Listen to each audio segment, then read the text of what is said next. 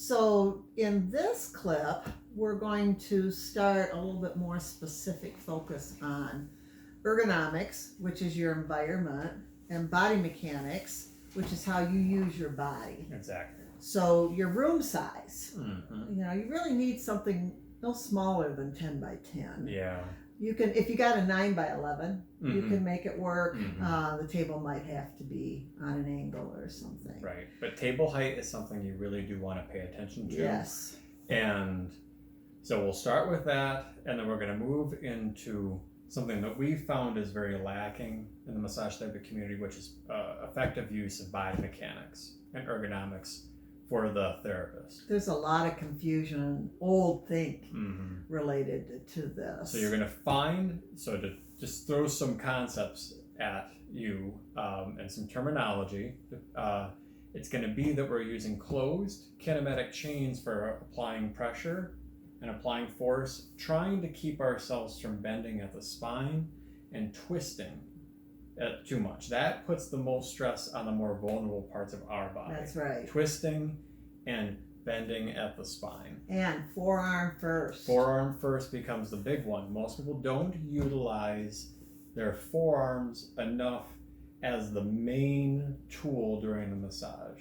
So when we get to the actual demonstration sides of things, you'll find that she and I tend to use our forearms much more than our hands. Not a lot of fingers, a lot of use of palm, maybe what's called a soft fist, but predominantly the forearm. It's easier for me. I cover more area. It tends to be more comfortable for the client because since I'm broadening my base of compression, I can apply more pressure into deeper layers of tissue without it being as sharp and edgy, so it's not as uncomfortable. I can get to those trigger point, not kind of locations without basically making somebody suffer. Anyway. And the reason why people don't use their forearm is because the table's too low. Well, that's a big one. So we'll have to demonstrate. We will have to show that. Okay. So here I am. I'm the client. I'm the therapist. This is the therapist. So where's the table at if you stand up next to it? Oh, more close down to the knees, right? Or maybe even mid-thigh. Mid-thigh. Yeah. A lot of people, that's where they say you should have it. That's about where they started. And remember, for some manual therapists, a chiropractor is a good example. They need a lower table because they're applying pressure straight down. We as massage therapists are applying our pressure more against the, I'm calling the client a hill. We're having to work for long durations of applying pressure. So we don't need that table so low.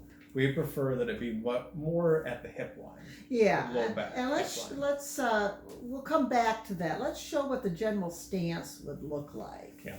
So I talked about closed kinematic chains.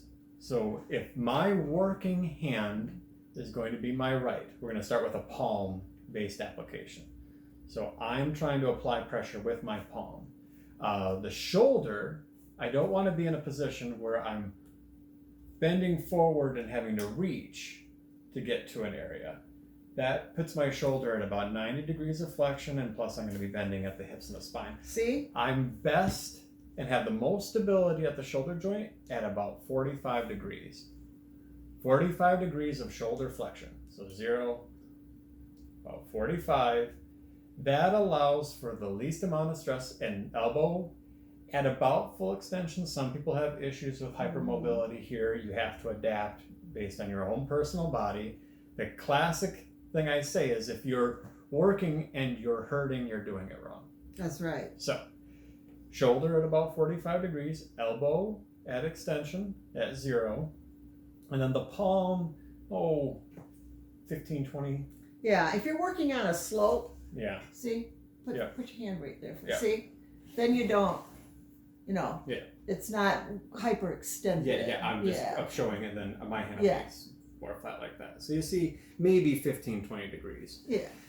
So that's the shoulder. Now, the next part is the same side leg is the one that comes forward. The opposing leg, so this is my right arm, my left leg is the one that's going to go back. And my stance is going to look like this. And you don't want this way far either. No. It should be about shoulder width apart, maybe 2 foot spans in terms of the stride length itself. So how far away this heel to this toe is, about 2 of your feet apart. Maybe a touch longer, but not. You don't want to get too far out because you become unstable. And if your hips, you bring your feet too close together like this, basically just standing on a wire, makes you more tippy. So you want to be about shoulder width apart. The working arm, same side knee bent. Opposing leg is going to be an extension. So what you're going to see is closed chain. And this is how we're going to apply pressure. Is I'm going to keep my feet flat, and I'm going to basically try to push with this heel and keep my knee straight. This hip shouldn't move much, and this shoulder shouldn't move much. When you come down into that from here, then the force is going to just automatically translate forward. And I demonstrated that correctly, and that this knee, the knee that's bent, is there. This leg right here, the one that's bent, is there to help support you, but allow for movement as well. So as I apply a gliding stroke, the movement's going to occur like that. The shoulder, the working arm, and the leg that's behind you and basically applying the force is being supported and moved by this leg. And the whole body moves together then. So this is the basic stance. Voila. We'll cover more of that further. Now, well, and if you're going to do that and do it efficiently, you don't do glides that go the whole length of the body. The glides are pretty short. And that'll be a new thing for a lot of people, in that as we work, a general example of this is that rather than trying so hard, if this is the tissue I'm trying to cover, this line of the table, rather than trying to do it all in one long stroke like this, I chop it into 3 or 4. Do a small glide, small glide, small glide. It can be a certain amount of rhythm that allows for maintaining the flow. People worry that maybe chopping a single stroke into a few is going to make it disrupt their rhythm and their pacing, but she's saying no. Anyway. All right, now let's switch to forearm. So here's the forearm. Nothing changes. Here I am applying pressure with my palm. Now the forearm, it can be anywhere here, but now during any application, once you're applying pressure, try to limit any twisting. No twisting during the application. So now here I may have to flex the hips just a touch. Yeah, but we got a problem occurring, don't we? I can't get to the table here in this position effectively. Now if we put a client down, so we'll throw a client down here so that we have a sense of how much space we'd have. We'll keep them good in. So we're trying to apply pressure to, I'll bring them up just a little bit. The back a little bit. Yeah, just the back. This is close to working for palm. It probably would be okay, but if I wanted to try to work and use my forearm better, I'm going to have to really bend down in order to accomplish that. Or you've got to spread your legs way too far apart. Yeah, exactly. So, what's the solution? Bring the table up. And you should always use your fundamentals book. Yes. No. But get comfortable with trying a higher table. Then what you can see, now I can work comfortably without having to flex the spine and the hips. I can use my forearm, and I can still use my palm effectively. This is not, these are models, but I should, and for the arms and legs, see their torso is higher up. So, you know how you solve that? Well, yeah. Yes, it brings their arms up. But I was going to say, so we're leaving this raw, but what I was going to say is that you may find in this position, if you were going to work on some areas of the body, maybe the arms or the forearms, that would be a place where I personally use my palm more versus the torso and the hips is where I'm using my forearm predominantly.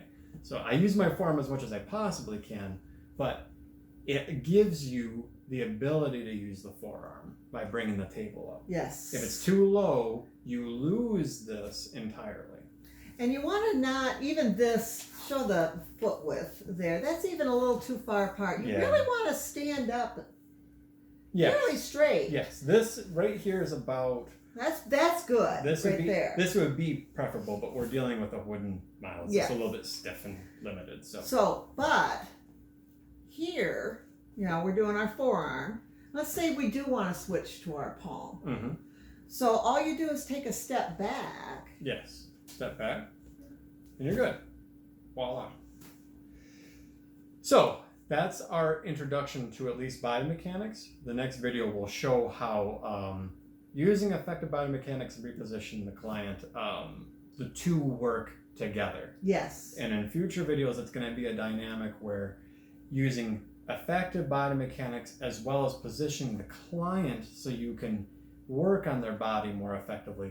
The two make it easier for the therapist, and you end up doing a better quality session for your client. Many of the body mechanics issues can be resolved by bringing your table up a couple inches. Perfect.